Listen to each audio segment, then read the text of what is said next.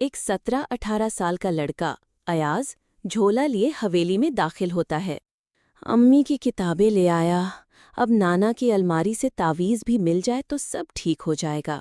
وہ ایک پرانی الماری کھولتا ہے، ڈھیر ساری کتابیں، لکڑی کی ڈبیاں اور پرانے کاغذ، اس پر عربی میں کچھ لکھا ہے۔ بسم اللہ، یہ کیا ہے؟ وہ ڈبہ کھولتا ہے، ایک چمکتا ہوا تعویذ نکلتا ہے۔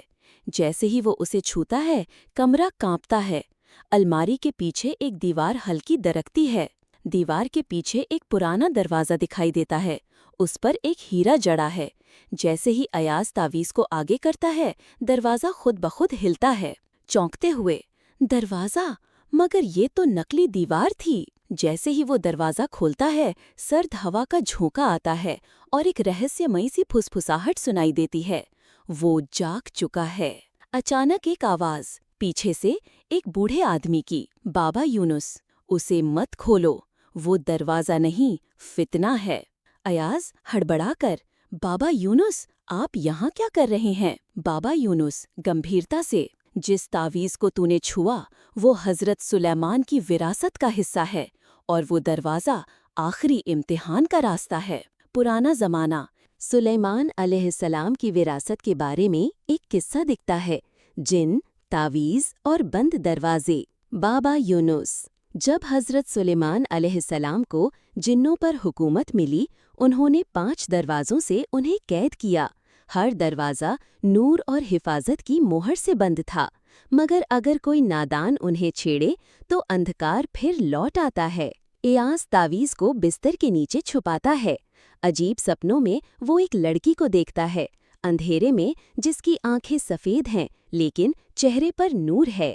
لڑکی سپنے میں، اگر تعویذ تمہارے پاس ہے تو آخری دروازہ بھی تمہارا امتحان ہوگا۔ ایاز نیند سے چونکتا ہے، ماتھے پر پسینہ۔ بابا یونس ایاز کو لے کر مولوی صاحب کے پاس جاتے ہیں۔ مولوی صاحب، یہ تعویذ تجھے کیوں ملا؟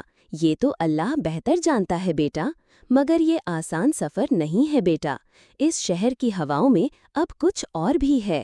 ایاز، کیا میں کسی مصیبت میں پھنس گیا ہوں؟ مولوی صاحب، نہیں، اب تو نور کی طرف چل پڑا ہے، مگر نور کے راستے ہمیشہ آسان نہیں ہوتے۔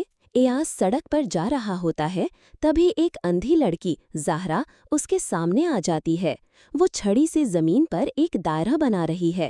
یہ سب میرے ساتھ کیوں ہو رہا ہے؟ میں تو صرف کتابیں لینے آیا تھا۔ تعویذ ہلکا چمکتا ہے، ہوا اپنے آپ چلتی ہے، دیوار پر پرچھانیاں بنتی ہیں، ایک جن کی جھلک۔ جن، پھسپھساہٹ میں، تو صرف دروازہ کھولنے والا نہیں، تو مسیحا بن کر آیا ہے۔ مولوی صاحب، ہمیں اسے بتانا ہوگا، نفس کیا ہوتا ہے اور کیوں وہ جاگ رہا ہے۔ بابا یونس، نفس، انسان کے اندر کا وہ اندھیرا جو حق سے لڑتا ہے، اگر وہ چھوٹ گیا تو اس شہر کی روحیں کانپیں گی۔ حسن اور توصیف کھیل رہے ہیں، ایاز اداس بیٹھا ہے۔ حسن، بھائی، تجھے کیا ہو گیا ہے ان دنوں؟ ایاز، کل رات میں نے جو دیکھا وہ سپنا نہیں تھا، کوئی مجھ سے کچھ کہہ رہا تھا۔ ایک کتاب زمین پر گرتی ہے، کھلتی ہے، اسی آیت پر جو تعویذ میں لکھی تھی۔ توصیف چونکتے ہوئے، یہی آیت تو اس پرانے مقبرے میں۔ اندھیرا، دیواروں پر جلی ہوئی موم بتیاں، زہرا دھیرے دھیرے دائرہ بنا رہی ہے۔ اس جگہ کی ہوا اب بدل رہی ہے، وہ نفس جاگ چکا ہے۔ یہاں سے پہلے دروازے کی درار شروع ہوتی ہے۔ اگر تعویذ صحیح جگہ رکھا گیا تو نفس رک سکتا ہے۔ جیسے ہی تعویذ زمین پر رکھا جاتا ہے، زوردار گونج اور بجلی چمکتی ہے۔ وہ خود کو ریگستان میں دیکھتا ہے، چاروں اور جن، روشنی اور آگ۔ اس کے سامنے وہی اندھی لڑکی زہرا کھڑی ہے، مگر اس بار اس کی آنکھیں نور سے بھر جاتی ہیں۔ زہرا سور بدل کر رہسیہ پورن، ایاز، ہر انسان کے اندر 2 دروازے ہوتے ہیں، ایک نور کا، ایک نفس کا۔ تمہیں طے کرنا ہے کون سا کھولو گے۔